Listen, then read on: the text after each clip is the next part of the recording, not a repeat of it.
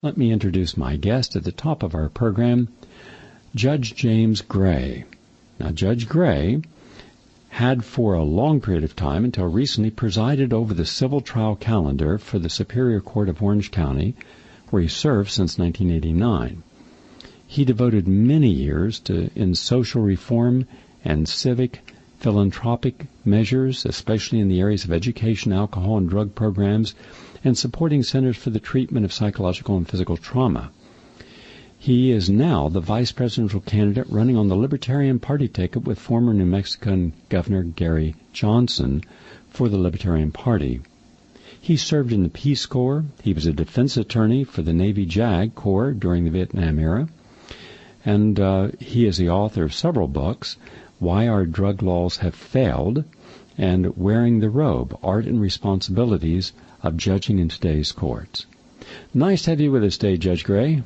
Well, Gary, thank you, and it's a very positive and wonderful message that you're giving, but I can't believe you're biting off a lot in this show. You're going to a lot of really important issues, but it's nice to be with you. We all need to have open and honest discussions, and we all, running for office, need to treat voters as adults instead of pandering to them like the major parties are today with their dysfunctional and even bipolar politics. So it's nice to be with you, and I appreciate the opportunity. You're a good man. Thank you. Now, I'm going to begin this as I have with other people, all of the people who are the alternative candidates. I wanted to give them a forum. I don't tell people who to vote for, but I at least allow them an opportunity to know who, other than the Democrat official and the Republican official, who is going to represent a corporate bloc, an ideology, and not the people. And this is the confusion, where I believe that the answer to our future is in organizing, coalescing, cooperating with the independent groups as one voice, and I'm including Ron Paul in that voice, I might add, even though he won't win this election. What he does with those 12 million young idealistic college students and young people who believe that we should have a challenge to the status quo, that is very important for the future. Too bad some of the ideologies on the left or right don't appreciate that. But in any case, I always start by asking him a yes or no question. Then, after the yes and no explanation other than yes and no, it allows this audience to get an idea of where you're going to be on a particular issue. So if you're cooperating with me, I'll give you these questions, and you'll just please at this point answer yes or no. Is that fair enough? Have on, Gary, absolutely. Okay. Reducing the military budget to $300 billion annually compared to $1.4 trillion currently, that is all that's been necessary to create the number one defense and properly protect us. Yes or no? Yes, but I'm anxious to talk about it. All right. Pulling our troops out of Afghanistan and mercenary forces in Iraq and end our other foreign occupations and undertake extensive closing of overseas bases and replacing them with proper diplomatic corps. The answer is yes. Governor Johnson says yes as well.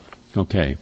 Completely repeal the National Defense Appropriation Act, the Patriot Act, Homeland Securities Acts, 100%. Oh, Gary, the absolute answer is yes. What a catastrophe those are. The answer is yes. Converge the FBI and the CIA into a single agency with outside oversight and transparency, and if they break a law, they must be held accountable as anyone that they would be going after. I can't answer that yes or no. I would not put them into the same organization because the CIA should cover foreign matters and the FBI should only do domestic matters. Otherwise, yes. Okay, I understand what you're saying, but understand the CIA has been engaged in domestic surveillance for decades, and the FBI has been engaged in foreign intelligence. Okay, Gary, not in the Johnson-Gray administration, they're not. Okay, good. Put a stop to the influence Homeland Security has over local city and town police departments, stop militarizing them, and turning them into military departments. Oh, Gary, the answer is yes. Eliminate the Federal Reserve and shift to the Treasury. Establish 0% interest to taxpayers so that the American payer could save about $400 billion a year that it is now giving to bankers on our interest on the debt. Well, the answer is yes. We should move in that direction. We can't. We're fooling with our economy, so we can't do it overnight. But the answer is yes. face the reality that banks are big enough to fail and allow them to fail by going through structured bankruptcies, breaking off all the parts that are toxic, writing off their debt, and then reestablishing a new bank from it without the old bank managers? Gary, it looks to me like you're reading our campaign platform. The answer is yes. All right. Go after corporate lawbreakers and try them in accordance with the crimes they have committed, including going after officials from previous administrations that cooperated with them in provable crimes. I, in the United States Attorney's Office as a federal prosecutor, actually prosecuted crimes against the FHA and VA, etc. Those are righteous prosecutions, and the answer is yes, assuming that they're provable crimes. Cease all subsidies to all mega industries, big ag, big oil, big banking, big pharma, big Wall Street. You didn't include big agriculture, and the answer is yes. Yeah, I said big ag. Oh, did you? Okay, sorry. Okay. Withdraw the U.S. troops from the NAFTA, GATT, and the World Trade Organization. Not troops, withdraw us from all these flagrantly inhumane treaties. That answer would be it depends, I guess. I'm not an isolationist. I'd have to look at it case by case. Okay, I'm neither an isolationist. It's just, if you look at the details in the treaties, which I've read every word in every treaty. These are written by the people who benefit from the treaties, and I'm suggesting that we have to go back to the way that we can create a product and a service in the United States. We can have a factory, we can employ people, we can make quality work, and not be competing against 90 million children working at slave labor in India alone in the textile and the brick and the fabric industries, because then that's going to put every factory making the same product in the United States out of business and then justify why they have to be taken out of the United States. That's what I'm trying to do, protect the American I understand. worker. And I think you understand that I'm completely with you on so many of these things. It's just a complicated area, and I just can't answer yes or no. It depends which one we're talking about. Fair enough. That's all I want. Acknowledge that there are 12 million starving children or undernourished children in the United States and 50 million homeless individuals, and put a moratorium on all home foreclosures. No. Okay. Support freedom of our health choices, freedom of choice, and recognize that a person has a right to eat the food they want, whether it's genetically engineered or organic, take supplements or not, natural medicines as legitimate forms of prevention and treatment supported by independent research. Good heavens, yes. Dismantle the FDA and replace it with an agency of independent scientists to evaluate directly and test directly the safety and efficacy of any drug.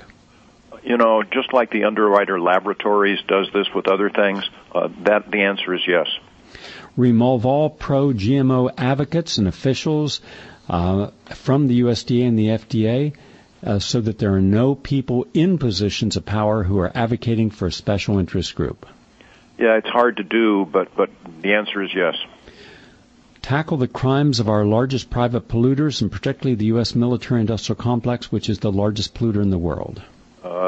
The United States government is the largest polluter in our country, and the answer is yes. We have the same accountability standards for everyone.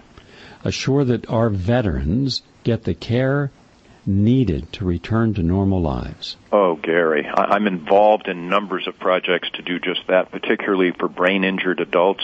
We are keeping our people in places where you wouldn't keep your dog, and it's an embarrassment beyond belief, particularly for our GIs coming back from Afghanistan and Iraq with brain injuries. The answer is yes. One last one. Cease the TSA from having the power it currently has to engage in the type of reprehensibly offensive searches in arbitrary and capricious manner in which it does this in airports. Well, beyond that, I would abolish the TSA and allow the airlines to set up a private security system where they have security in mind. They will do it better and less intrusively. The answer is yes. And let them pay for it. Well, we would pay for it with our tickets just like we are otherwise. Yeah, but this is a colossal organization that is unnecessary and not making us safer. In fact, they've seized so many things, but one thing, as you know, they have yet failed to seize is a terrorist, for heaven's sake. Right.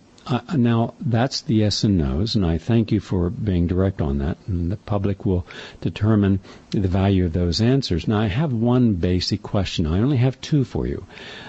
During the Libertarian Convention, former Governor Gary Johnson mentioned Ron Paul, and he hopes that Ron Paul wins. There's a strong connection between the Libertarian platform and Ron Paul, and it's well known.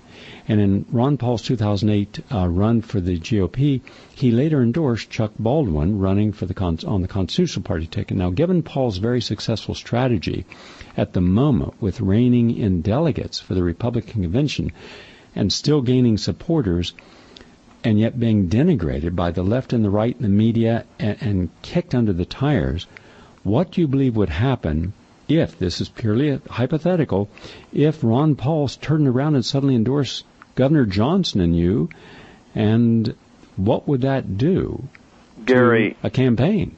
Sure. First of all, Ron Paul is a hero. He says what he believes. He is consistent, unlike, of course, Mr. Obama, and we can talk about the gay rights issue if you want to, where he's just playing politics like you couldn't believe. But Ron Paul has won the election because he has mainstreamed these very important points that work. And his supporters really, because he's not going to get the nomination. I wish he would, but he isn't. Once that happens, I truly believe that his supporters will see Governor Gary Johnson for carrying on that torch, because not only do we talk the same talk, but Governor Gary Johnson, a two-term successful Republican governor of New Mexico, actually did these things. You know, he received more, they call them torches, from the ACLU for, I think they had a 25-question torches. You could earn 25 torches for standing up for civil liberties. Mr. Obama somewhere is around 12, I think. Mr. Romney is down around 2. Gary Johnson was up at 23. And as far as fiscal responsibility, there's not a nickel's worth of, or a trillion worth of difference between the Republicans and the Democrats on that. But Governor Johnson left the state of New Mexico with a surplus of $1 billion. He was squandered by the next governor, who actually put in a railroad between Albuquerque and Santa Fe. But we do these things. Ron Paul is a hero. I applaud him openly, and I fully expect that this will occur. One more thing. Right now, Governor Gary Johnson is polling around 7%. If we, by August, can poll at 15%, we will be in the presidential debates. Imagine, with Obama and Romney and Governor Gary Johnson, we will force them to discuss these issues that they really do not want to discuss, many of which you've brought up already. And then if that happens, all bets are off. You know, we can win this. The condition that I raised when Governor Johnson requested that I be his running mate was, we're going to run to win. None of this moral victory stuff, none of this, we're going to be able to discuss issues and get 5% and be on ballots. We are running to win. We have a definite chance of winning. One final thought. Thomas Jefferson, so long ago, and one of the most brilliant men in history, said that we need a revolution every generation. Why? Because the special interests in a democracy will little by little inveigle their way into power, sap our energy, and sap our strength and vitality. Now, it's been so long since we've had that revolution, but I tell you and all of your listeners and all of the friends and acquaintances of your listeners, this revolution is now finally here, and it is called Governor Gary Johnson and Judge Jim Gray. We will beat back those special interests and bring back government to the people of the United States of America. I stand on this, I'm excited about it, and I'm determined to make it happen. And thanks for your help in talking about it. Thank you, Judge Gray. Again, I wish you and Governor Johnson, Gary Johnson, all the best in your efforts. It's going to happen. And just pass that word along. We get 15% in the polling by August. We will be in the debates, and we will do you proud. You will never, ever regret supporting Governor Gary Johnson and Judge Jim Gray for president and vice president. And thank you, Gary, for talking about these things so openly, not excluding people, not with egos, open and honest discussion. You are what we need in this country. Thanks a lot. Good luck to us all. The website is lp.org, lp.org, and that was Judge James Gray. He's a former federal prosecutor. scholar, and currently, for decades, he was the head of the civil trial calendar for the Superior Court of Orange County. By the way, he also led a whole movement to decriminalize marijuana and to change the whole way that our policies are dealt with.